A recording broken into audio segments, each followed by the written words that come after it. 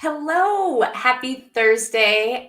So apparently yesterday's video didn't record the audio. So I apologize for that.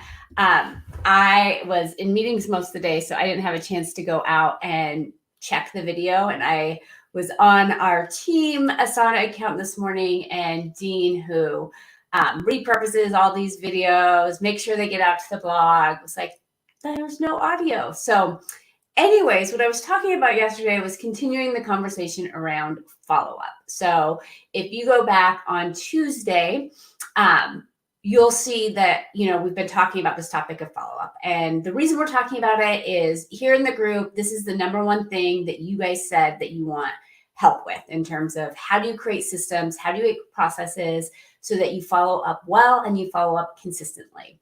But what I want to talk about today, yesterday we talked about 3 things that will actually mistakes people make around follow-up. On Tuesday when you could actually hear me. But today what I want to talk about is what are you thinking about follow-up? Because oftentimes the way that we think about follow-up is going to have a huge impact on how we follow up. It's going to have a huge impact on the actions that we take. It's going to have a huge impact on the systems that we set up. It's going to have a huge impact on whether or not we're executing those systems. So you need to be thinking about what is your perception about follow-up? What I mean by that is a lot of times people that are in sales or that are in jobs that require them to do sales, right? So you're trying to win new customers, get new customers, that when I'm talking to them, one of their concerns is, how do I follow up without being a jerk? Or I don't want to bug people, or I don't want to pester people, or I don't want to seem too eager, right? Like I want to have people believe that I'm super busy and I don't need their work. Now, all of these thoughts are just thoughts. Oftentimes, we make assumptions about how other people feel, how other people are going to receive us, how other people are going to respond based on our own fears. And when we make these assumptions, we do ourselves and our clients a disservice. So the reality is we don't know if our clients are going to find us annoying. We don't know if we're going to find it helpful. So, right, there's really something important here. How many times have you gotten an email or a phone call about something that you were interested in, but you were in the middle of something else when you got it? You were thinking about it, it got put on your to-do list, and you never came back to it. But then it was in the back of your head, right? And then if somebody called you and followed up on that, chances are you were like, oh, yeah, thank you. I was meaning to call you back, and you genuinely meant it. Oftentimes, the reason that people don't get back to us isn't because they're not interested. It's because they don't know exactly what it is we're talking about. They don't know what the commitment's going to be on their part. Or oftentimes they're just busy. They're doing other things, especially right now. You guys, follow-up is more important right now than ever. Think about what your own lives look like right now. Are your customers working from home? Do they have kids? Are they trying to take care of their kids and school their kids while also still trying to show up for work? So you got to think differently about follow-up. You have to recognize that the point of follow-up isn't to pester somebody or annoy them enough that they decide to do business with you. That is not why we do follow-up. We do follow-up because we recognize that our customers have a lot on their plates, and our job is to help them to reach their goals effectively. And the only way we can do that is if we help them take action on the things that are going to move them forward. If they're distracted, if they're busy and they don't get around to doing those things, that actually makes it less likely that they're going to achieve their goals. So when you're following up, you are doing it out of service to your clients. How you follow up is important, right? We're not saying, call me back and with a gun to their head. We're saying, is this something you're interested in? Do you want to learn more about this? Do you want to continue this conversation? Right? So we're asking questions. And when we're asking questions, we're giving someone a chance to say, no, thank you. But if they haven't told us no, thank you, at some point, we're going to make an assumption that either they're still interested but busy, or we're going to make an assumption that we're bugging them. Now, again, I'm not talking about stalking someone. I'm not talking about calling them 15 times a day until they answer the phone. I'm talking about respectful, mindful follow-up that helps your customers reach your goals. So that is really when we think we're pestering somebody, oftentimes it has to do with our own thought process around follow-up. So you've got to check in with yourself. Like, what are you thinking about follow-up? What do you believe about follow-up? Have you ever had somebody follow up with you in a way that actually helped you to take action on something that moved you forward towards what you want? That's the value of follow up. One example that I will say about this is I've been wanting to get my windows washed here in Bend. Oh, I don't know, since I moved into this house. There's great windows in here, but we don't get a lot of direct sunlight and they're dirty, they're dusty. And this is a 2-story house. I don't have the tools to wash it outside. I met somebody who has a company where they wash residential windows. I have had his card on my refrigerator literally for a year. And if he would have called me to say, hey, we talked about this, are you interested? I would have scheduled an appointment like that. Now, he might have had to call me multiple times because I don't answer my phone. If it's a number I don't know, and then I get distracted and I never call people back. Like, I never check my voicemail. But if he would have actually taken that action, he would have helped me to have reached this goal of having clean windows so more light can get in 12 months ago. Instead, what happened was he was outside cleaning my neighbor's window last week. And I'm like, oh, hey, I've had your card on my refrigerator for a year. Can you get me on your schedule? And I'm just sharing this because oftentimes we don't really understand the mindset of our customer. And if you're going to make an assumption that benefits you, make an assumption that benefits your business. Don't make an assumption that's going to keep you stuck and that's going to stop you from taking action. You're making an assumption one way or another. You're making an assumption that they're busy and they haven't had a chance to get back to it, that maybe they're still thinking about it, that they're checking in with other people, or you're making an assumption that they're not interested and you're bugging them. You have zero evidence for either of those things.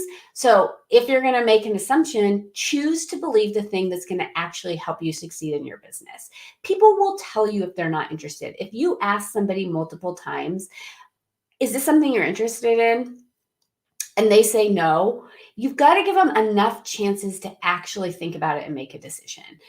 Actually to take the time to respond to the email, right? Like, think about how you interact with your phone. Think about how you interact with social media. Think about how you interact with your email. Your customers likely interact that same way.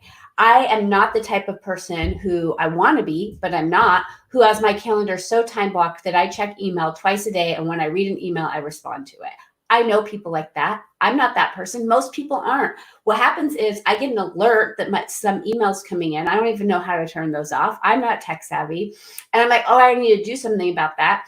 But I'm still finishing up what I was working on over here. And then I start doing something over here. And then something else happens. And then I forgot that email came in. Or how many times have you replied to an email to somebody in your head, right? Like, okay, these are the questions I have. This is what I need to do. And then it's like, because I thought about it and made a plan for it, I think I did it and I didn't. So I never replied. The reason I'm telling you this is you've got to understand that your customers are often experiencing the same thing. So when you're following up with them, you're helping them take something off their plate. You're making it easy for them. You're trying to say, hey, I'm available. I'm here. Is this something you're interested in? And you can do it in a way that is respectful and mindful. But if you do it from a place of being fearful, of being worried about being pestering, your follow-up is going to be vague and it's not going to be helpful. It's going to say, did you have a chance to look at this? Hey, just checking in, right? Versus, hey, we talked about this.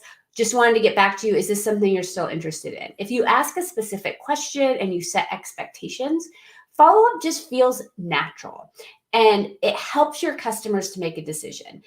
People don't like to be on the fence thinking about things. If you're a client, if you've had a conversation with a customer and they were supposed to get back to you on something and they're still thinking about it and they haven't made a decision, that doesn't feel good. It doesn't feel good to leave people hanging and to ghost people, but people are busy. And so sometimes when they are busy and they're preoccupied and they're stressed, those things happen, not because they intend to, but because of just the nature of how life works. So it's your job to make it easy for them to get back to you by staying top of mind, by doing that follow-up, and by having a follow-up plan. So what I want you to do is I want you to really think about, when you're thinking about following up, what are you believing about it? What are your fears? What are your objections? Share in the comments. Like when you're like, okay, I'm going to follow up with this person, but ... What's the but? What's the thing that's stopping you from doing that consistently? Because when you get clear on that, you can start to ask yourself, really, is this true? What evidence do I have for this? What else might be happening? How can this follow-up be in service to my clients, right? I mean, ultimately, sometimes I'm thinking about a prospect that we had for one of my clients that actually had decided to go with another vendor. But we've maintained communications with this person because she could be someone who's their customer in the future. And, we sent an email with everything going on, just checking. I mean, literally, I just kind of the opposite of what I said. But hey, how are you doing, right? Like you were getting ready to open up a new business. Then this happened. How are you holding up with everything? What can we do to support you? People are like, hey, someone's thinking about me, right?